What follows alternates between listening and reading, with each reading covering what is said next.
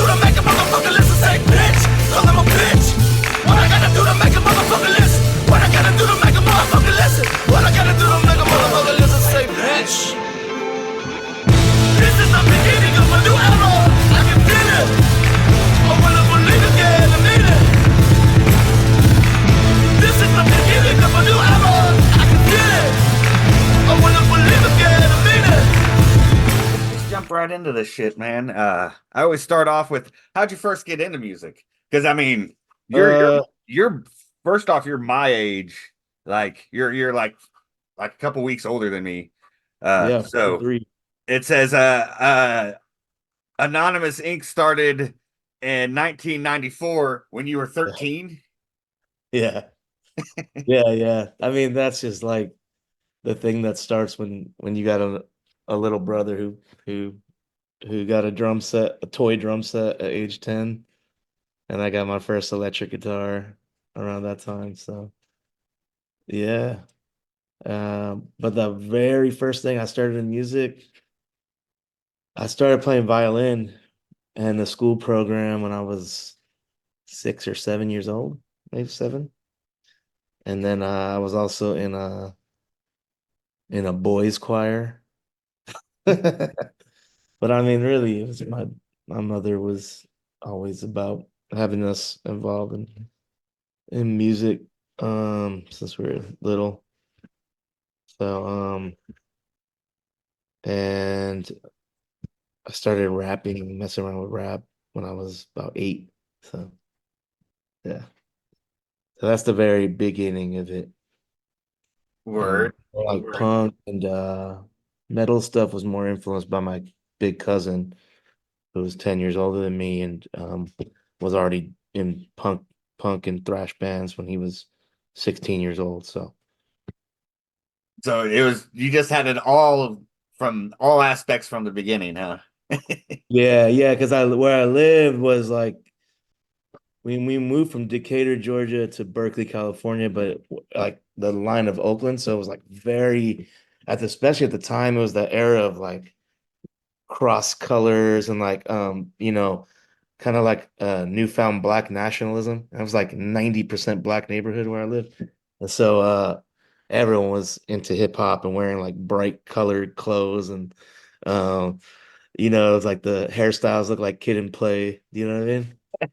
It was like that. And so it was a very common thing to listen to rap, hip hop in our neighborhood. And I remember the first time I listened to Public Enemy. My father actually showed me that Fair of a Black Planet, and I was probably 8 years old as well, maybe 9. I remember buying tapes from the flea market. I remember buying Ice Cube's Kill It Will. I remember, my first Fresh Prince tape, and yeah, so that was the thing I liked the most at the time. MC Hammer was big in our neighborhood, What very was big. it? Was it He's the DJ, I'm the rapper? I love that album. Yeah, yeah, yeah, That one's yeah. fucking that's a classic. That's a classic. Fucking love that album. Yeah, we know. I know he ended up swallowing the Hollywood Kool-Aid, but he was pretty badass when I was a kid. But Yeah, yeah, Fresh Prince and Jazzy Jeff was like even more important than Fresh Prince back then. He was innovator in turntablism, you know what I mean? dude, that guy could scratch some shit. Like created a transformer style of scratching. So I'm pretty sure. My wife's gonna work. But Or um yeah, so that was the early days, and then I think because of hip hop, I discovered Red Hot Chili Peppers. They might get a bad rap in a lot of ways now because they've kind of been around a little too long. I think some bands should definitely quit before they've been around for too long. I think No Effects had the right idea. But yeah, uh, but I loved hearing the Chili Peppers when I first heard Mother's Milk. I was probably maybe 10 years old, and then got into all that grunge stuff, and that was and the very first rap thing I gotta always shout out was Fat Boys when I first heard Fat Boys. I was 5 years old, 6 years old. So yeah. So if you're asking me about the origins, By the time I was 13, I was heavily into grunge and metal and punk. And so when we started Anonymous INC, we thought we were a grunge band, you know what I mean? So, So, uh, what was your favorite grunge band? You I said you mean, wanted to be a grunge. Nirvana is my favorite grunge band, but then closely followed by Alice in Chains. Um, and then a lot of other stuff that I found through that. So I found Fugazi through that, and so went down that whole rabbit hole, and then I found Jawbox through Fugazi. And so Jawbox was, in I would say in that more DIY indie world, um, Jawbox was one of my first favorite bands. I was probably 14 when I saw them. 15. No, I was 14 when I saw them. And then they broke up shortly after. I got into a lot of different stuff from that, you know. But Or my cousin at the same time was deeply into thrash metal. He was in a band that played a progressive thrash metal called Violent Industry. And so I was listening to that too, on top of all the kind of radio rock that was, I think most of it was great at the time. It was a great time for rock. And I sort of fell out with hip hop until the mid 90s when I got into Wu-Tang and Boot Camp Click, and I had friends that got me into a whole nother realm of that as well. So, but yeah, word. And in the mid 90s, that's when I was delving into that whole industrial movement. I was really into that shit in the 90s. I like some of that too. Yeah. I like Well, I like White Zombie a lot. So when I saw White Zombie perform, not yeah, Rob Zombie, White Zombie, right? White Zombie. I saw White Zombie when I was 14, maybe. And so that was maybe 15. That at the time that show blew me away. And they had I know the Ramones opened for them. I saw the Ramones about 5 times, Holy four shit. times, 4 times before they died. And yeah, I used to go to shows like crazy. I used to go. Yeah. I grew up So in mid saw Stone Missouri. Temple Pilots when I was 12. That was like my first main big show. I was at the Fillmore in San Francisco. Um, yeah. After Nirvana was done, I saw one of the first Foo Fighters shows. I think it was maybe their first ever tour. It was definitely their first tour. And they sounded a lot more like Nirvana at that time. They were like just kind of a Nirvana spinoff at the time, honestly. I like that. Um, yeah, I don't know, man. I can go on and on about my origins, but then I was also getting into the punk world, and I first went to Gilman Street, 924 Gilman Street around that time too. I was like 13 when I first went there and was definitely up on that's when I first heard of No Effects, for instance, and um bands like AFI, the Groovy Ghoulies, the whole like Lookout record, of course, Green Day, whole Rancid, um, all that. Word.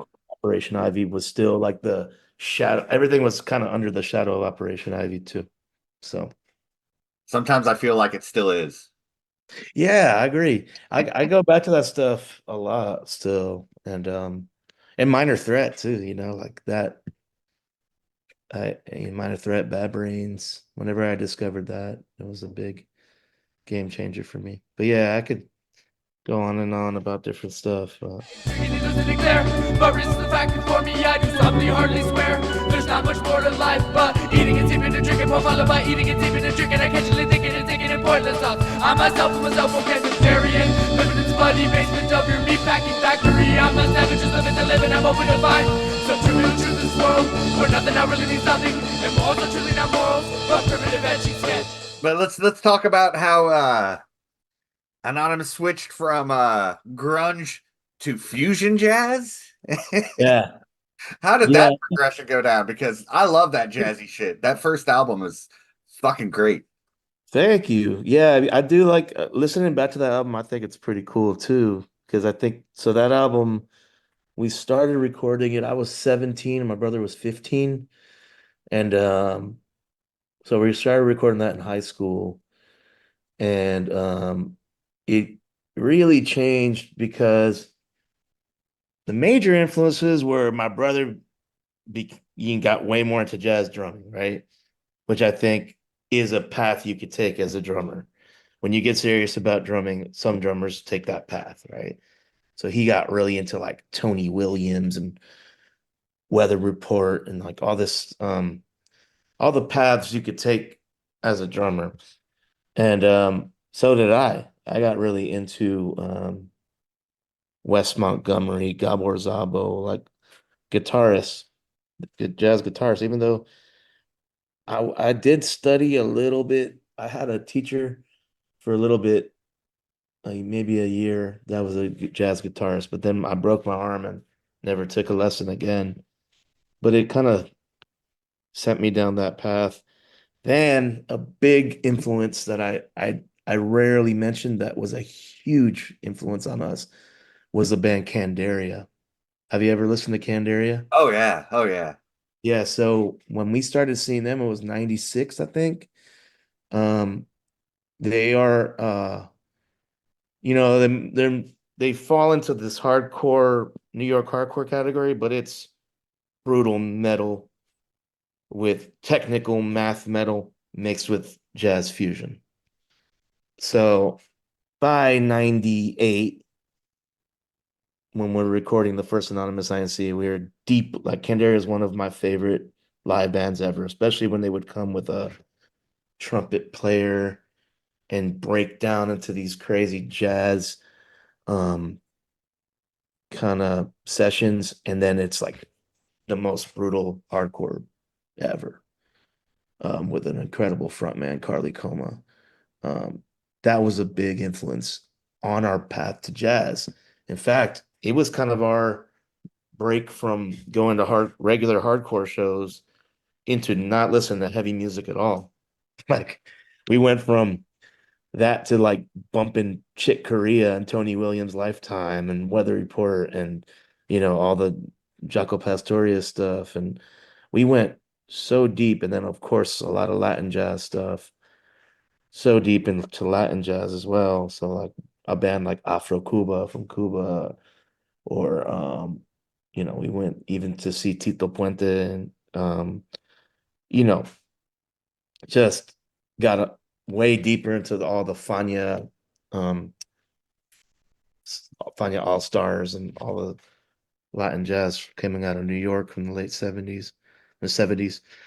And we grew up on that stuff too, because my father's from Puerto Rico. My mom's like a big salsa fanatic. So we grew up on some of that stuff. So it was all coming full circle for us. So that influence on the first Anonymous side, see, is because of that. But I got to shout out Candaria for kind of taking us out of the hardcore world and um almost pushing us out of heavy music for a while.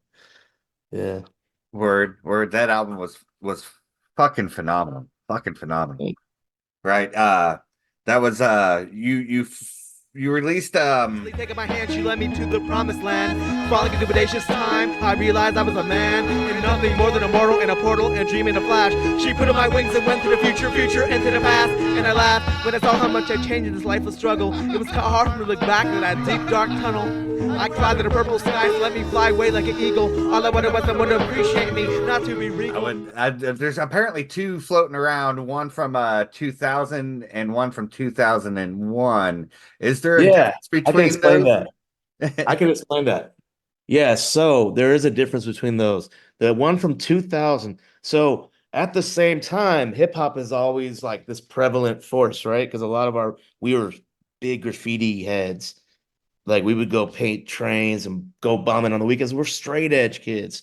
So straight edge hardcore kids that got really into graffiti and hip hop at the same time, which I think was very common at that time in the mid 90s. Um, so we would go out and just go bombing, like with our friends. That was like our party. We wouldn't be drinking or smoking and all that. we would just go bombing and like vandalizing shit and just getting wild that way. And that was our rush, you know. And but yeah, so by the year 2000, by the summer of 2000, one of my best friends, Icon the Mic King, who got me back into hip hop in a major way. He's the one who first, showed me Smith and Wesson and like first dubbed me a Method Man tape. Like he first dubbed me the Tikal tape or like Diggable Planets. And he got me back into hip hop. He was the first person to show me Company Flow when that came out. All kind of big game changers for me. Um, when we all went to the West Coast, his father was out there, our father was out there. We moved, so we're living all in Connecticut, New Haven, Connecticut at the time, and going to the West Coast, the Bay Area specifically for summers. And one summer we met all these heads that we kind of knew about from the West Coast underground world. We recorded a lot with them in 2000. So the year that first CD came out, we had we were big fans of this crew called Living Legends out of California. And they used to put on these big shows called the Broke Ass Summer Jams. So in the Broke Ass Summer Jam of 2000, the summer of 2000, we did an original version of that Anonymous INC CDR. And I want to say we made 50 copies of it. I may be wrong about that number, but I think it was 50 copies. It might have been a total of 100 in the end. I don't know. The fact that people still have that is insane. The difference between that version and the one that came out in 2001 that was professionally produced, that professionally manufactured, is that Dose um Dose 1 from Anticon ended up on the 2001 version. Maliko and Tommy V, who's our bandmate, ended up on the 2001 version. Circus from the Shapeshifters ended up in the 2001 version. It was a more developed version of the 2000, and there were a few songs that didn't make it onto the 2001 version. Yeah, the So 2001 had 19 tracks and that one had 21. yeah, Yeah, I yeah. wasn't I wasn't able to find like I don't know how you could find it personally. I found the information of it. I was unable to hear it. Yeah, anyone that has that 2000 version, the cover is different. It only has the small face on it and a blue kind of washed out background. Um, if there's 100 copies of that, I'd be surprised. So yeah, but we made it specifically for that festival because back then it was so supportive in the underground hip hop world that we ended up selling 50 CDs at a show that wasn't even ours, just by being kids walking up to people, having a little saying, "Hey, we have our new CD." People were so supportive at that time, and it was kind of the heyday for CDs, so people were checking shit out. It was a really cool time for real. So, got to shout out Living Legends, and our and my good friend Kirby Dominant, who was the host of that. Um, Two Mex who performed Subtitle. So many people who became big parts of our lives were there.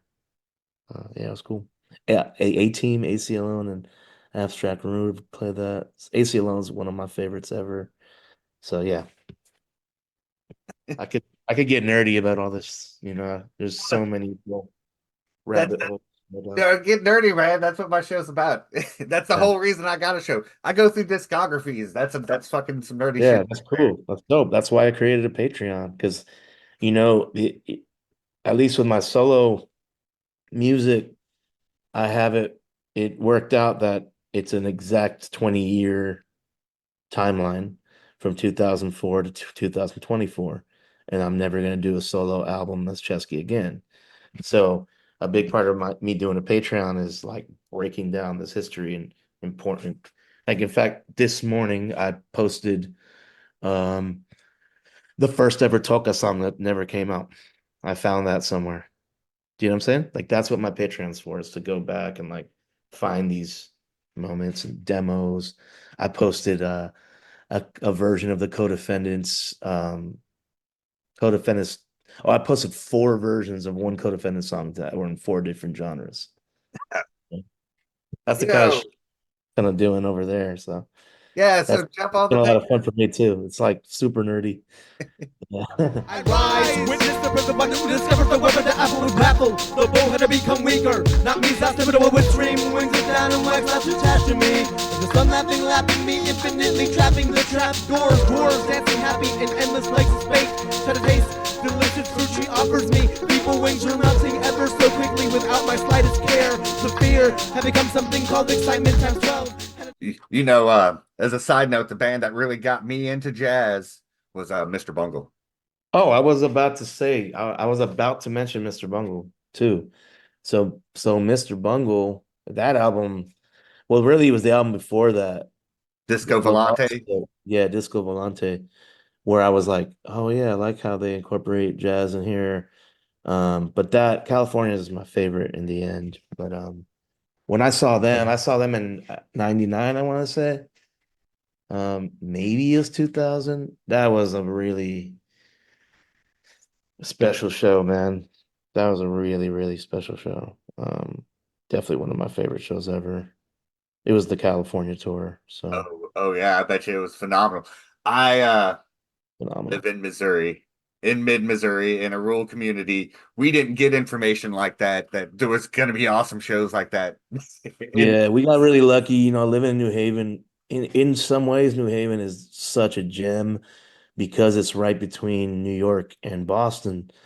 Because of that, these big ass shows, big tours that'll sell out New York and Boston play smaller clubs in New Haven. So, and it's always kind of like, I've seen shows that sell out New York and Boston that aren't even close to full in Connecticut, which is not saying like, I do believe we have a good scene out here now, but a lot of times this will be the show to catch because it was like the more intimate version of the tour. You know what I mean? word, Yeah. word.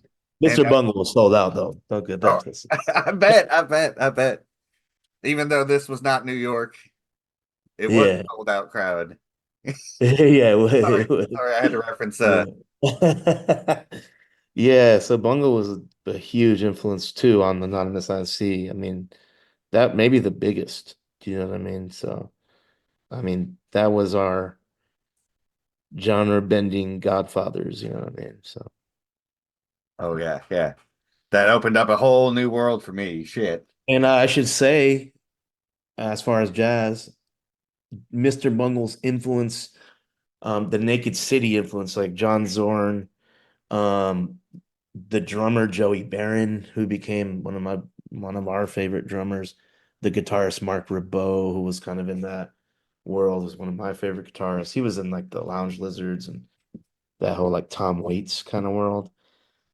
That Mr. Bungles brought us to Zorn. You know what I mean? So Disco Volante brought me to Zorn. Oh yeah, yeah. You know what I mean? I would have never discovered John Zorn had it not been for Mike Patton and Yeah. fucking that. I mean, he was on that Naked City. Fucking what album was that? I don't know. Was he? Yeah, I think he was eventually. But the singer, the from the Boredoms, right? The Japanese singer. Is it the singer from the Boredoms? Um, something man, I'm forgetting these names, but I don't even know if I could pronounce his name properly, but I believe he sang on the Naked City record and was maybe a huge influence on Mike Patton. I want to guess. Like Mike Patton's style of screaming, like like all that stuff. I think it must have been influenced by Boredoms and the Naked City stuff. Word, yeah. Yeah, there's a lot during that Disco Volante era.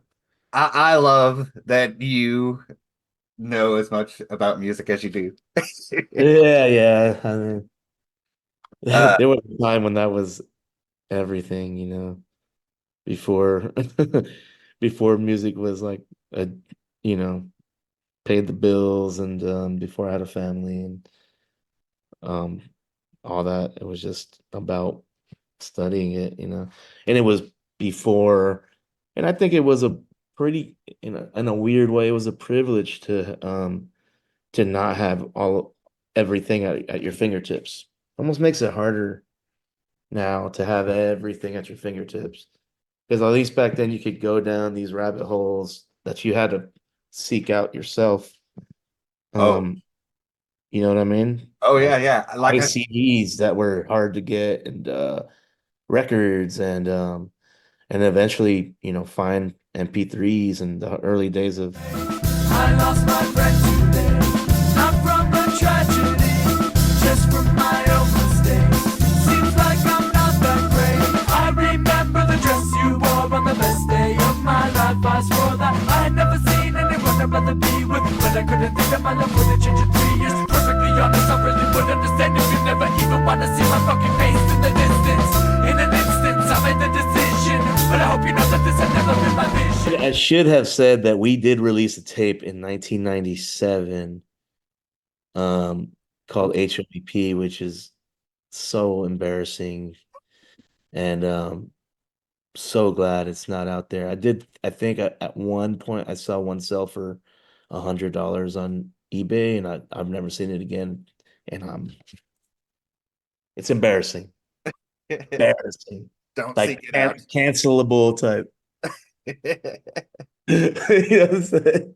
Do not Like look for this so tape. whack. Our raps were so whack and our like the quality of it was so janky. I mean, you were kids. I mean, but yeah, I'm so glad that the first thing that really came out was Anonymous INC because that Anonymous INC CD from 2001. I actually am proud of that. I think it's pretty special, and I think it's just it's crazy to hear a couple teenagers making that kind of music. That's what I And thought. yeah, like the quality is punk quality. It's not like big studio quality. It's it's homemade as fuck, but it's impressive to me still. So You know what I found impressive? Let's talk about the next CD that I was able to mostly find. Dancing with Skeletons, 2003. yeah, you found that one? Okay. Okay, I didn't find all of it. I found the majority of it. It's fractional. Soulseek? Uh, Soulseek or YouTube? yes, I'll see. I feel like a lot of that stuff's only on YouTube. And yeah, Dance with Skeletons. So in 2001, so this is all connected. In 2001, when I'm sorry, when the Anonymous INC CD came out, which was our big breakthrough in a weird way, we got distributed by Anticon. Anticon was a very respected underground hip hop label back then, and you know, some of the members were involved with our music as well. They distributed our CD, which was incredible. Um, they started a distribution company. I'm friends with a lot of these people still. That changed our lives. That was one of those things. But when that same summer when that came out and we were distributed by Anticon, Tommy V, who had also come out with a CD called Quarter Life Crisis. He ended up coming over and we recorded some music, and the first ever Toca song happened to be born. He played it over the phone for Cholo Lancinco and Tumex, just an instrumental. He's like, and these guys are like my hero. These guys are some of my rap heroes from the LA Underground, from the Project Blowed, and which is like a big collective out of Los Angeles that started in I'd say the late 80s, really, with the Freestyle Fellowship and CVE of Mexican descent was part of that. So our friend Tommy V, who we just recorded with, played a song over the phone to of Mexican descent. These guys are heroes of mine. I was just hoping to get them on a song. What ended up happening was I didn't have enough money to take a Greyhound down to LA, so we got my brother a Greyhound ticket. He was also better at the machine. At the time, we had a Roland VS 880 8-track digital recorder, and he went down with it, recorded what became the first Toca song, and then Cinco came up to the Bay, and we started a band. You know, what you heard on Dancing with Skeletons, we had a show. I forget which show. I want to say it was a show with the Shapeshifters. But before Toka ever had an album, because we ended up working on this album and getting signed and all this stuff, we put out this CDR demo called Dancing with Skeletons. And it was kind of like a hodgepodge mixtape of a lot of stuff we were working on and solo stuff. So that's why there's like one of my solo songs on there and some stuff that never came out anywhere else, like that song Ojalá. Yeah, it And was bad love poem. like I think a song that I produced for Cholo Cinco was like the first time we ever used an MPC. So that's what that is. That's a really a mix. I would call that a mixtape of all the members. Yeah. Then the real album came out, didn't come out till 2007. And that was a whole nother story. Futures die fast with hamsters and goldfish. Fake flowers are the most reliable friends you have. When the starting line is too far to see, and the hopes of getting there has become deceased. When your friends are your fingers and sick on TV, and the world is run by your arch enemies. It's just The solo song was the bad love poem, right? Which I'm glad did make it over to your next release, which was Fake Flowers. Let's get into that. Like Yeah, your Fake first Flowers was solo my album. first solo album. Uh, when I first was making Fake Flowers, it was me and my cousin Ernesto from Puerto Rico. He had come, he had come to Connecticut, and he would just, I think it was I want to say it was like 9/11. Yeah, so 9/11 happened, and he had no place to live because his whole situation was fucked up. I don't know, they had to evacuate he evacuated for at least a week or two. And we were messing around on all these Casio keyboards. I had like some kids' keyboards. And so when I first started Fake Flowers, it was me and Ernesto um messing around on a little Casio SK5 sampling keyboard, which is a child's toy. And I also had this other child keyboard called the Rat Man, which was like my first beat maker, but it was like a little Casio with a fake turntable on it from the early 90s. And those were the main instrument. That was the rule for Fake Flowers. It was like you it was like a 4-track project and the main instruments were going to be these two keyboards. Um that changed after and I started made it my own solo project for all my hip hop stuff.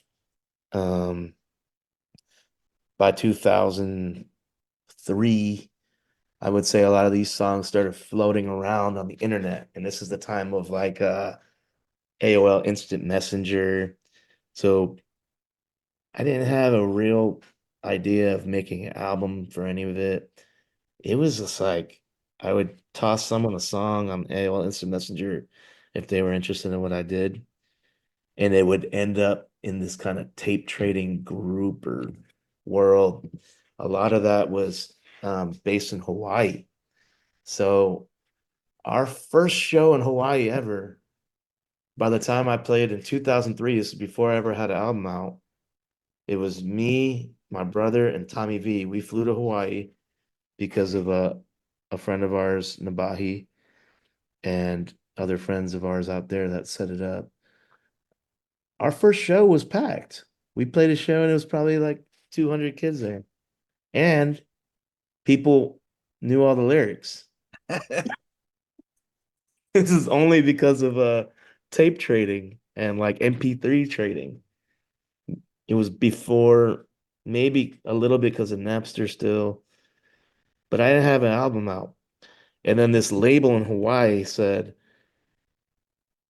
um, can you put together an album? And I was like, well, I definitely have enough songs. Thought about it. And they were like, we'll master it and we'll pay for it to be made and distribute it and all that. They were this crazy label that was kind of connected to the Yakuza in Japan. Weird kind of scene. Anyhow, because of them, I put together this album um called Fake Flowers. they paid for it to be mastered. By the time it was done, which was I think 2003, they said, "Oh no, we can't put this out anymore." They crumbled as a label. It started with a sample that they made me take off of the album, which I still took off of the album. So then I'm sitting here with this fully mastered album, and then another label out of Ohio, Dayton, Ohio, a label called Beyond Space Entertainment, run by this guy named Tony, who was working with my friend Penny at the time. Um, they reached out and they said, "We'll put it out and we'll do the whole booklet, the CD booklet, the way you want." And so I had this whole thing where I needed it to be 16-page CD book. And CDs mattered a lot back then, like it was like a big deal to me to have it done properly. So they did that. And that was my first, and it wasn't till November. So now we're November 2024. It was November 2004 when my CD finally came out and was distributed. And yeah, so a 20 lot of fucking years ago. years. Yeah. And Yeah. that record changed my life too because it introduced me to a lot of like Europeans first heard my music from that.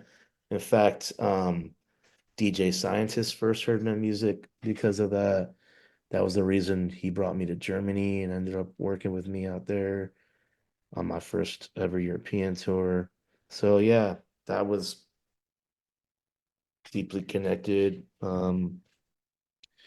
They also that same label also put out my brother's. He had a solo record, a hip hop record called Jesus Taylor Thomas, and that came out on that label as well. And it kind of became a new little wave for us, while at the same time we were working on Toka, and at the same time we joined a metalcore band called Dead by Wednesday. Dead by Wednesday. Yes, yes. All of this has happened at the same time.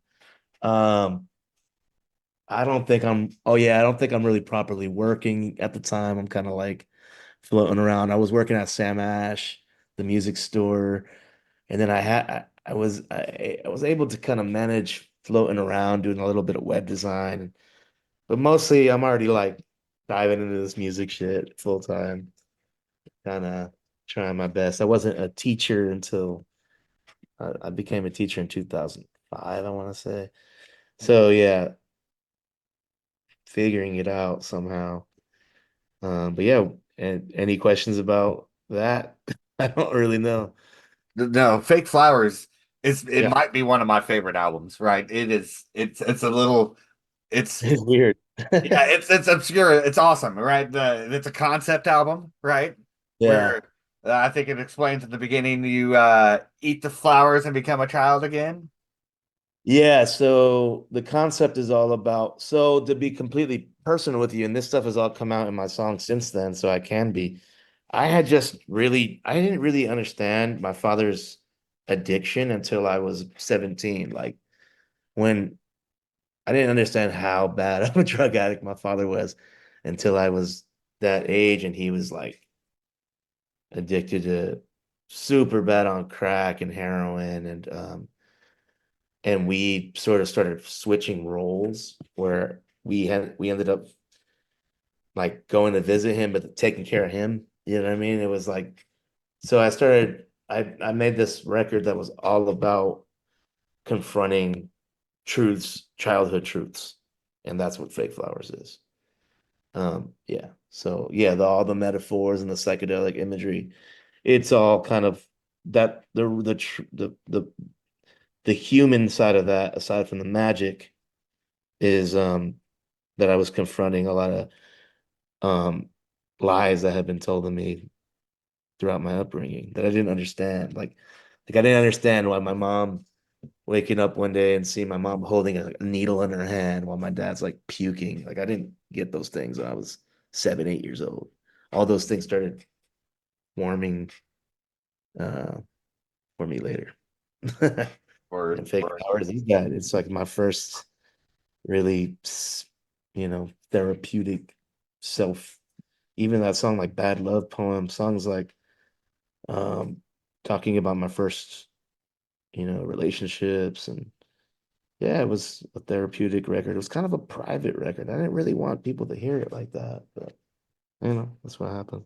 Oh, but you were very real with a lot of the lyrics. Like, you Yeah, once believed in the Tooth Fairy, and yeah, yeah, but you've lost all yeah. faith. Yeah, yeah. I feel that, right? And I Exactly. can. That song really summarizes a lot of the concept of that album.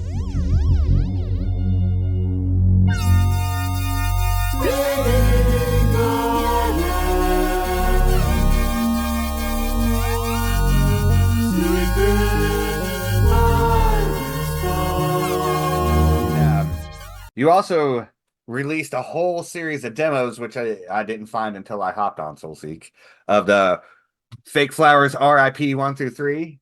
Yeah, yeah. And the story behind that is, which is something I kind of left out of the story, was when I first was making fake flowers, I legitimately only wanted to make 50 copies, period, ever.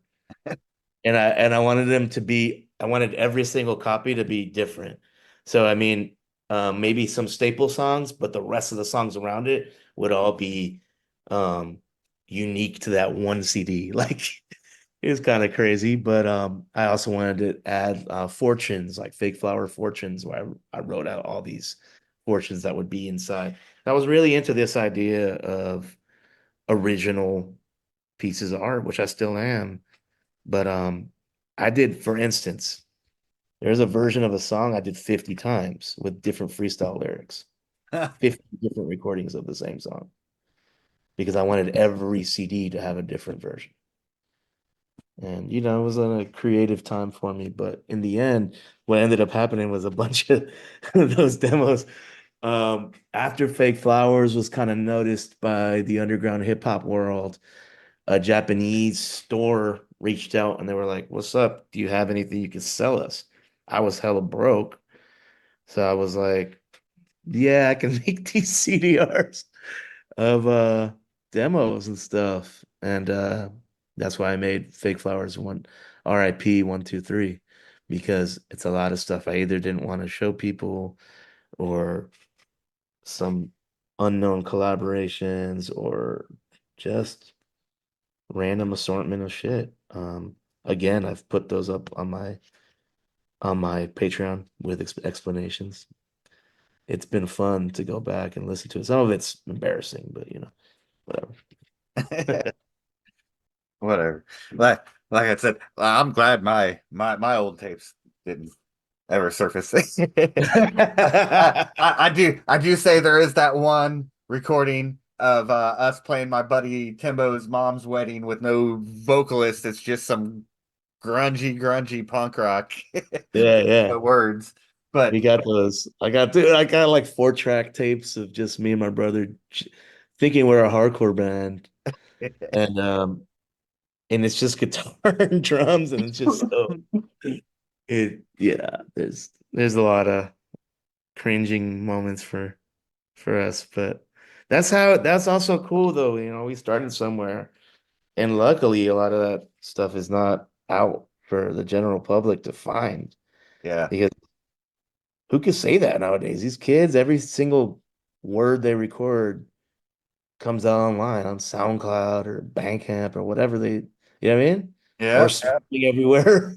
It's like you make your first song, it's streaming the next day. It's like, that's crazy. And at least you're not in denial about it like Pantera was about their glam rock years. Yeah, then oh man. Yeah, that's funny as hell. Uh, 10 things wrong with this picture. Like those Alex magazines we read as kids. In the doctor's office, eyes and faces blurred from being hit with baseballs back in Oakland. Are you waiting for your knight in shining armor? With this penis, I'll be spending cash on cars just to look pretty while this toupee floats right off. Little girl, you're lost in a fantasy. there's also another project going on that you didn't bring up, Deadpan Darling, Deadpan Darling. which was Yes. around the same time frame, right? Yeah, so that was a little bit after Fake Flowers. So you mentioned the song Once. So he now goes by the name Televangel. It's my buddy Ian. he was one of the producers on that song once on Fake Flowers. I once believed in the Tooth Fairy and once believed in the president. And it was so he was like 16 years old when he produced that. And then the other producer in who did like three different tracks on Fake Flowers, including Bad Love Poem, which you brought up, is this guy Orphan, who his name is Kingston. They ended up forming a group uh called Blue Sky Black Death. And while they're forming, they were like, let's make this we all loved like 80s synth pop kind of music, like Depeche Mode, New Order, stuff like that. Well, who Kingston doesn't? and both Kingston and I are both big Morrissey fans as well, Smiths fans. So we sort of bonded over that and made this Deadpan Darling project, which was 2005, I'm gonna say. Never really came out because we lost a hard drive in the process, but it was like some of the more fleshed out, well-written songs I had ever done at that time.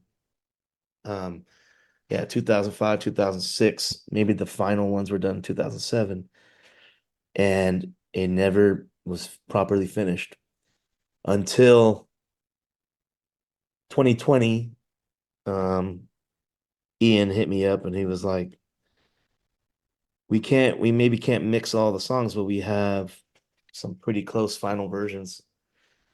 We can work on mix other songs. Let's just put this out. So it was, these songs from 2005 finally came out in 2021, I think. It's crazy. Yeah, it was pretty good too. It was pretty good. It turned out well. Uh, Maybe the Yeah. fact that you waited so long made it easier to master it all and with the new technology Oh than yeah, yeah, time. definitely. Definitely the technology helped. Yeah, I don't think it was possible for a while to make it. Yeah, definitely sounds way better than it Yeah, would that have. shit sounded good.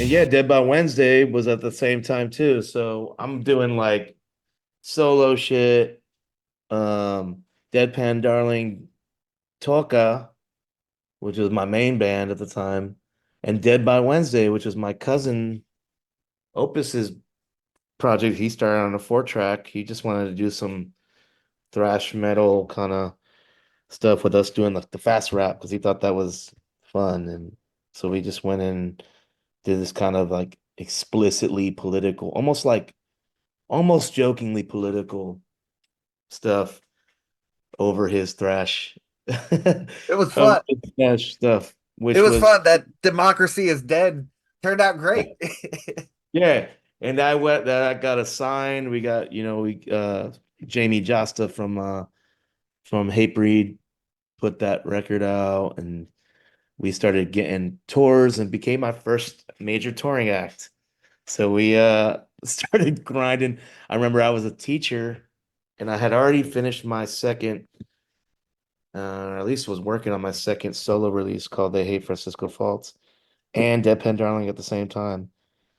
And then they were like, yo, we got offered a tour. So at the end of the semester, I was like, I'm not going back to the school. I was teaching in a public school. Um, Spanish. I was teaching Spanish. And I was like, yeah, I'm going on the road. So the next September or whatever, I was on the road. I went on some wild, long tour. Like shit I would never even consider doing these days. Like 60 date tour, some shit like that. Or maybe more, 75 dates, something. In like in a van with a bunch of dudes getting paid $0.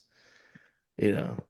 I think we were paid $100 a show to split between like 7 people. So yeah, I went for it, and Dead by Wednesday taught me a lot. I think it was good for me to, you're killing yourself on stage every night when you're in a screaming band, like going hard. Um, losing your voice, getting sick, whatever.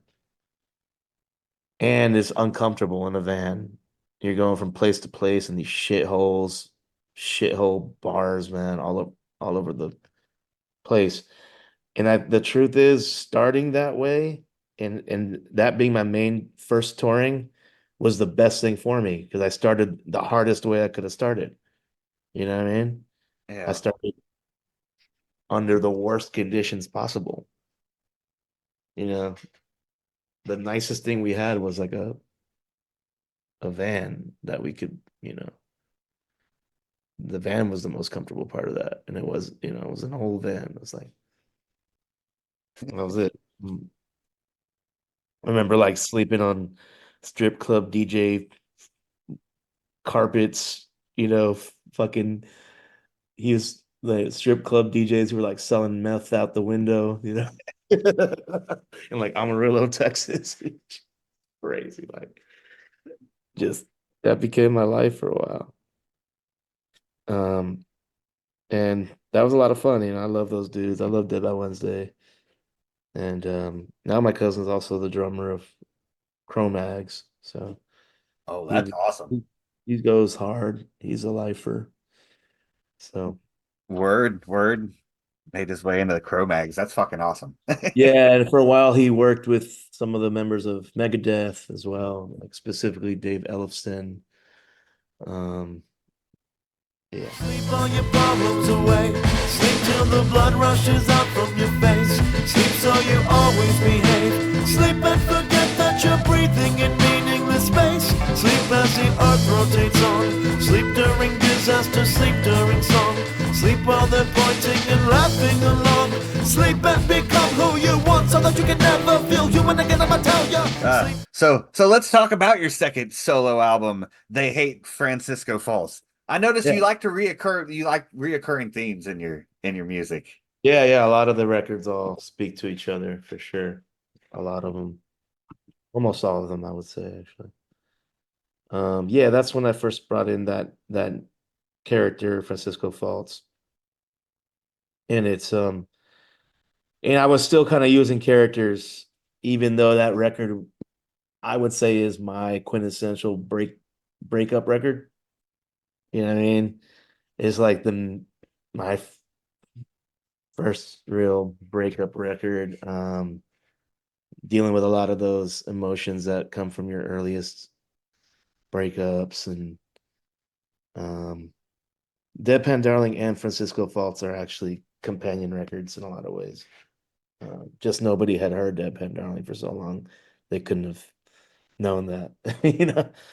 But but yeah, Francisco Falls, he's a kind of he's supposed to represent a persona that's been built, a version of me that's been built through music. 'Cause I don't really believe, as honest as we are on our songs, I'm a pretty honest songwriter. It's still a persona that's built. It's not an exact, you know, replica of who I am. It's like I always come back to this as when you make a documentary, you pick and choose what you want to show people of your reality. So I think Francisco Falls is that's me being really self-aware about, okay, this is me picking and choosing what I want to show you about this breakup or whatever. And it's also highly critical of myself. um, and I was very depressed. Dude, I don't think I've had a few long stretches of depression, but that album was made out of really deep depression. Like I remember like making that song Sleep, which was also produced by Blue Sky Black Death. I remember who are the Deadpan Darling guys? Remember remember coming home from work, waking up, recording that song, and being so depressed I couldn't like I don't know how I even got the energy to get through the song. It was that bad. But I just knocked it out so it would be out on it would be recorded. Then I went back to sleep for as long as I could until the next day of work. I mean, it was like brutal depression. Um, but yeah, that captured that part of my life, and yeah, I don't know. Word. Well, let's not dwell on it too much then, and let's move Yeah, on. let's move on.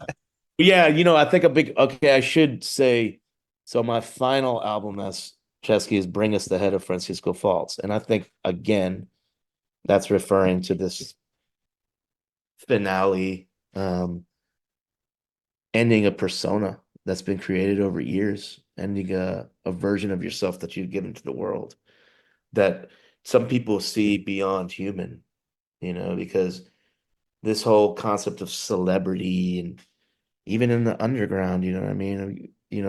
People um won't look at you as human. They look at you as someone, I don't know, someone beyond flaw. And I'm constantly talking about my flaws, yet people still sort of have wild expectations for you when you're a public figure in any way, even in the super underground music world. It's the way. So this is my self artistic suicide. You know, it's also leads Bring Us the Head of Francisco Falls also opens the whole world for me to just continue living in a different way. So yeah. I Word. guess at this time goodbye really means goodbye. And this'll probably be the last time that I look into your eyes with a simple reply, it's goodbye. I guess at this time goodbye really means goodbye. And this'll probably be the last time that I look into your eyes. And you just made me think of things completely different because example being Cool Keith, which you have recently worked with. Fucking awesome. Yeah. Awesome. Yeah, who I love and I've, Fucking mind blowing. Um, all of his different personas, I always thought it was like just his schizophrenia, but no, you just totally gave me a new aspect. Those are just different parts of his personality that he's choosing to show you when he's yeah, Mr. Keith Nagato or Doctor Doom or Doctor yeah. Octagon or whatever he wants to call Yeah, himself at the time. Keith, he's so funny. I remember there was a website in the late 90s, early 2000s that was all of Keith's characters.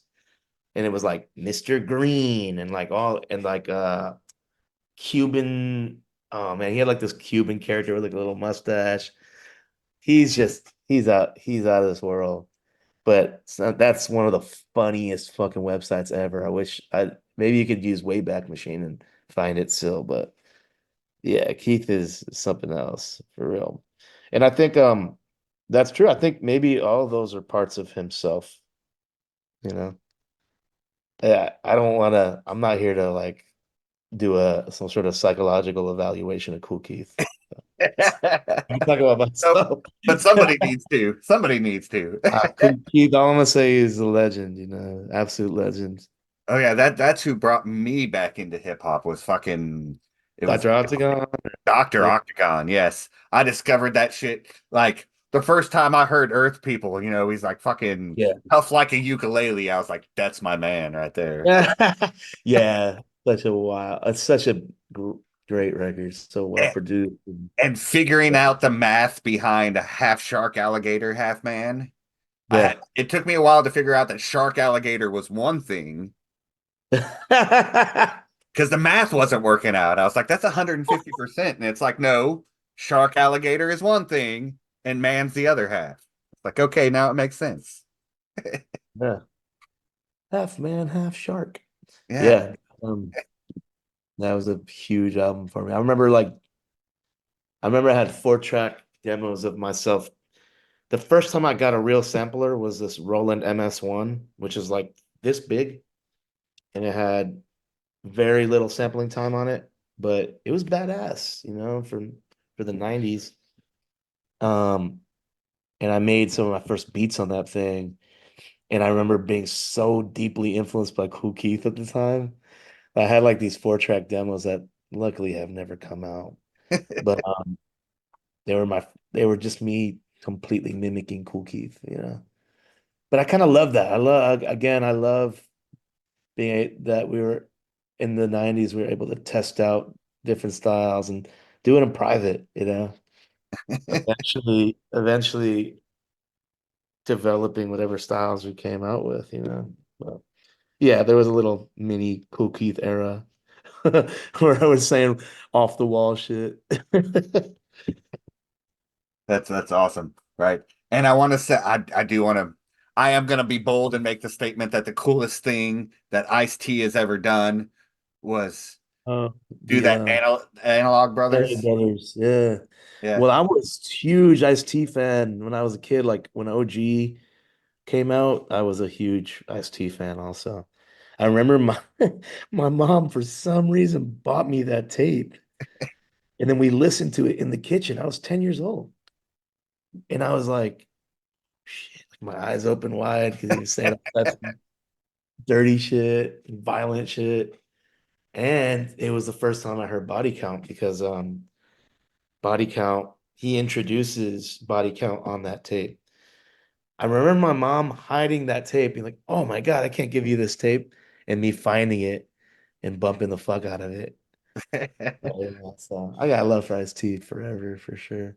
uh what my little brother, funny story, had gotten a copy of Red Hot Chili Peppers Blood Sugar Sex Magic, right? Yeah, yeah, that was a big tape for me Oh, too. that was their last true funk album.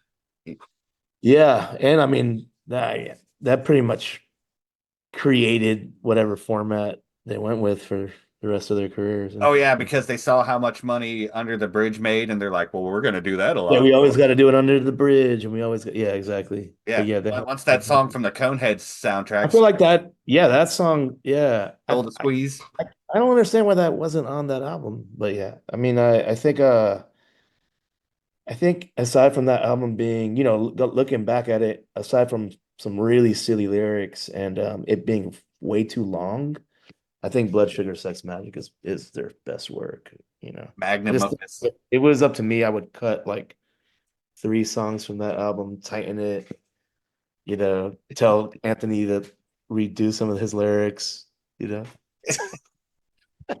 But I remember that tape had that. Listen to me, Rick Rubin. Listen to me.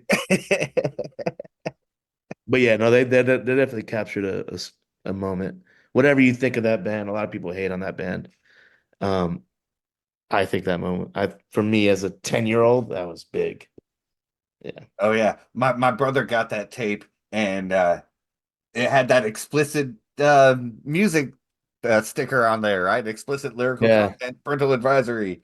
It was the first tape that my dad had seen with that fucking label on it, right? And he snatched that tape up and he come at me. He's like, "Did you know your little brother had this?"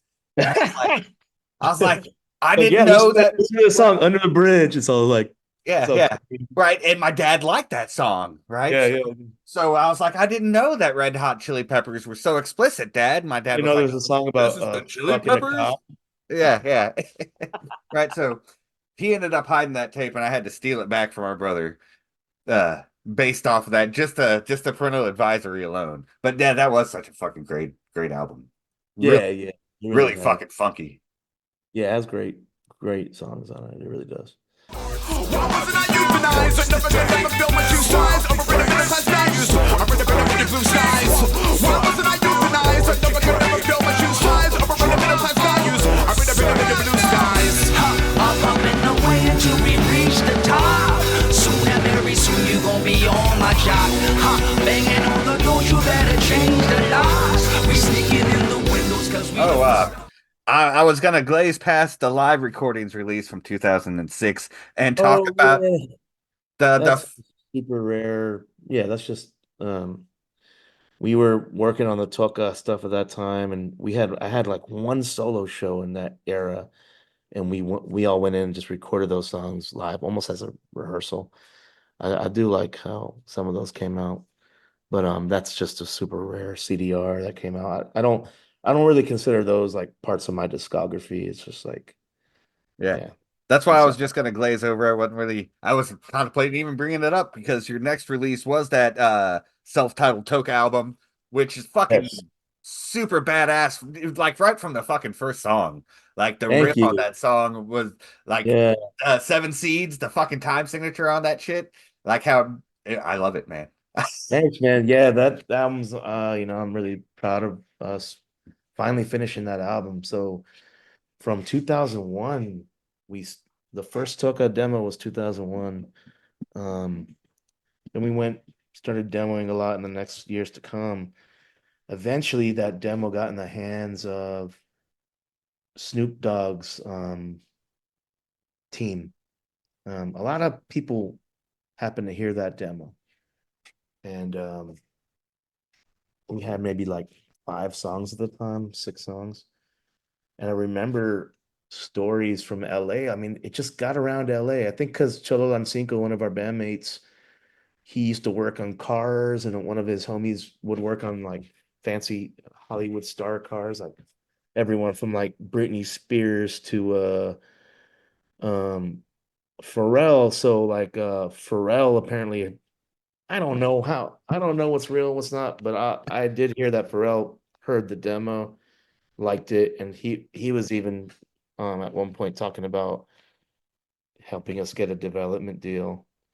Um in the end, it was Ted Chung, who was Snoop Dogg's right hand man, like creative consultant, all these like all these ads and stuff that um Snoop has. I think Ted was the first to get him in that world, you know what I mean? That's who signed us. And he was also an underground rapper back in his day.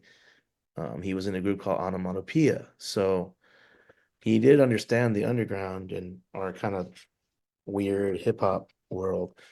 Um, it took a long time to finish Toka for one reason or another. We had some equipment destroyed in a flood.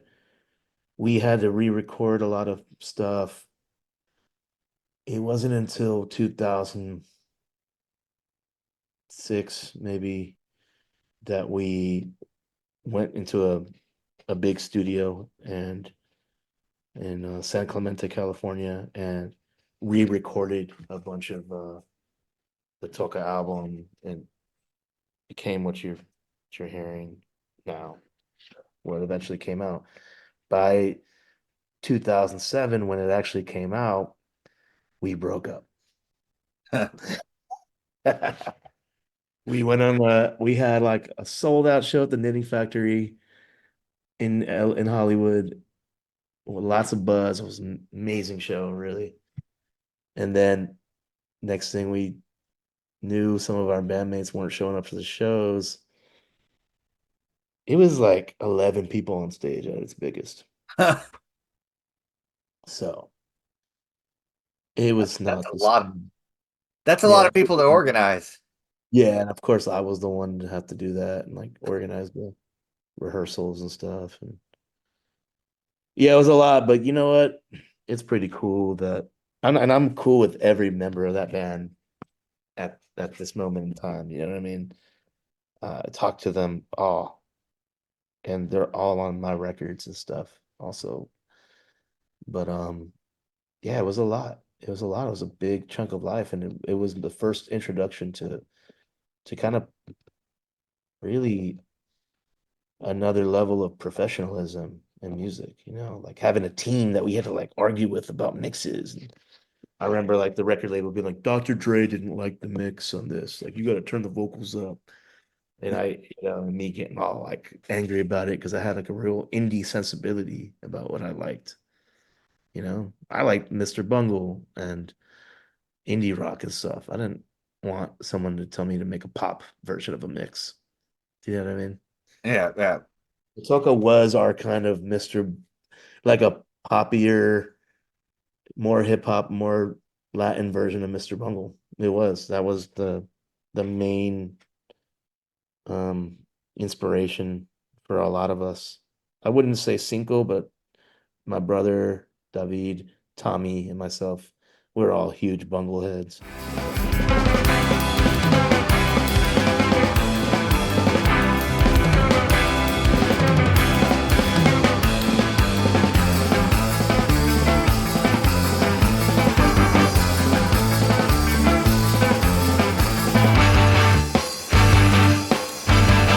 What do you think of the new thrash bungle?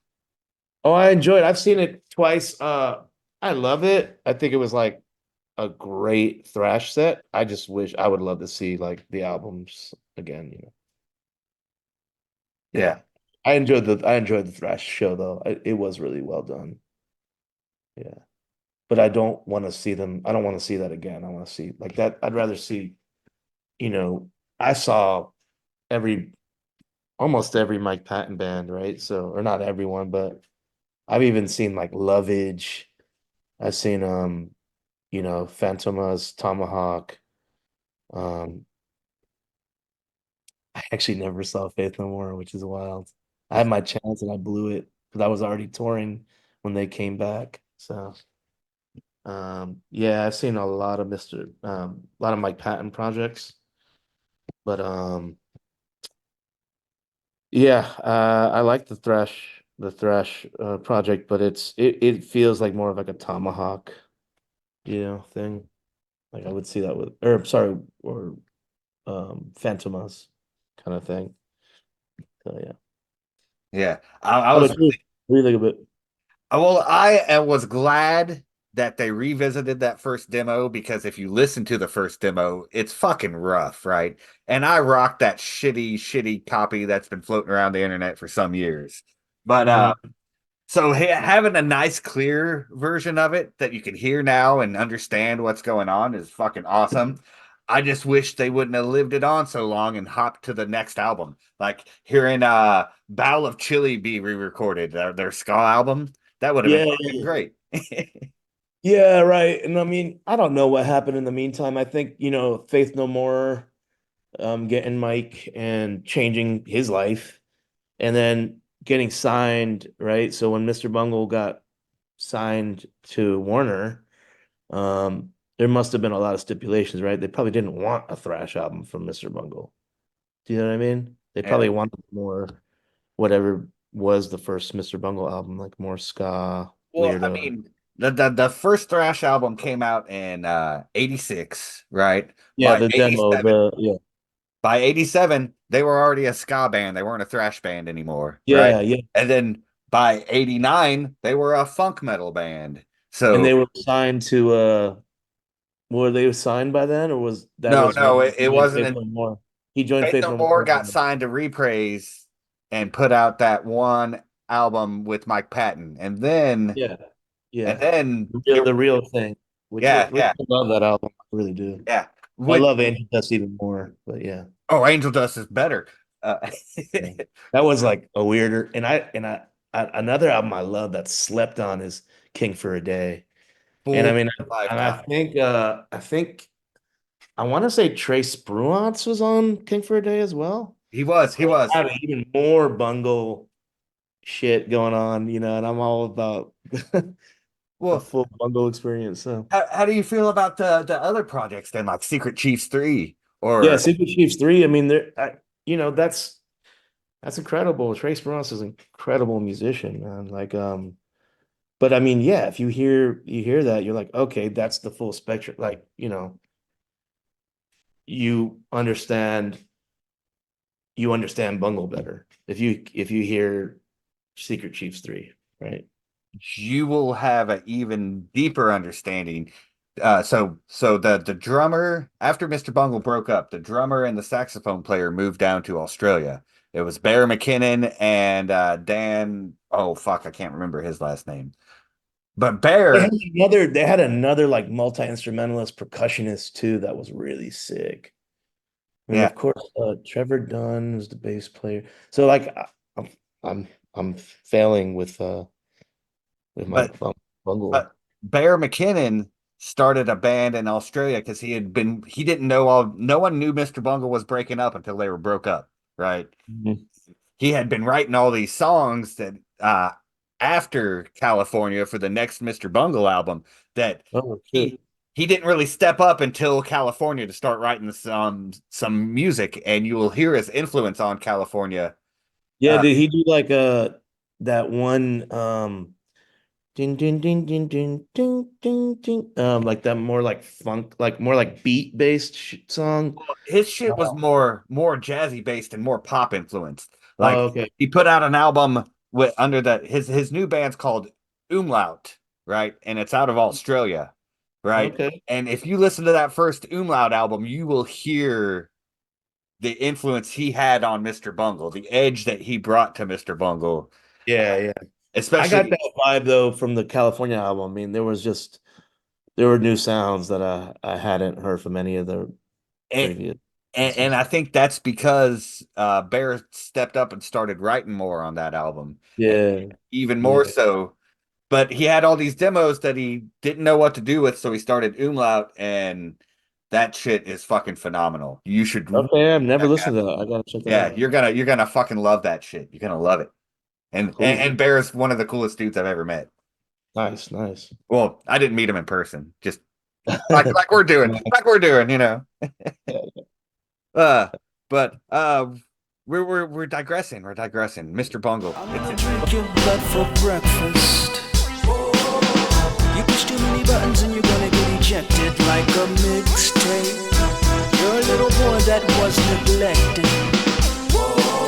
Now you're all grown up and you wanna get reckless. You're a big Toka. So we wrapped up Toka. We got a bit of press and stuff for that. Like that year, my brother was named, one of the top progressive drummers by Modern Drummer magazine, and we got a lot of like little random press, but we really broke up. And my brother and I moved back to Connecticut from LA, where we weren't really living, but we were, and we were just kind of like sleeping at our bandmate's house for the better part of a year. And we moved back because my grandma got sick, um, really sick, and was hospitalized while we were out in Hawaii, actually, doing some shows. I broke my arm during that little tour, and had to get a surgery in Hawaii, and then flown back to Connecticut to try to catch my grandma. Anyhow, this is the end of 2007, around fall 2007. Tucka's record came out, little press stuff was coming out, but we were basically done. And we went home to just kind of be with our family, and it was like a kind of a dark period. But my grandma did get out of the hospital after some months of rehab, and we had to be with her. We were with her kind of all day, trying to kind of her dementia had really kicked in. She was overdosed by a nurse, and it like set her back so much. So we had to kind of teach her how to kind of eat again and walk again, and it was, and she was in her 90s already, or she was 90, I think, maybe. And so it was like this really slow days. But during that trip, we ended up deciding we were going to start a record label. During that time, while we were just kind of on these really slow, dark days at home with my grandma, just kind of helping her eat and everything that you got to do to take care of an old person. Um, we also started Fake Four during that time. And to be completely honest, I started getting more involved in like the the marijuana world. I did.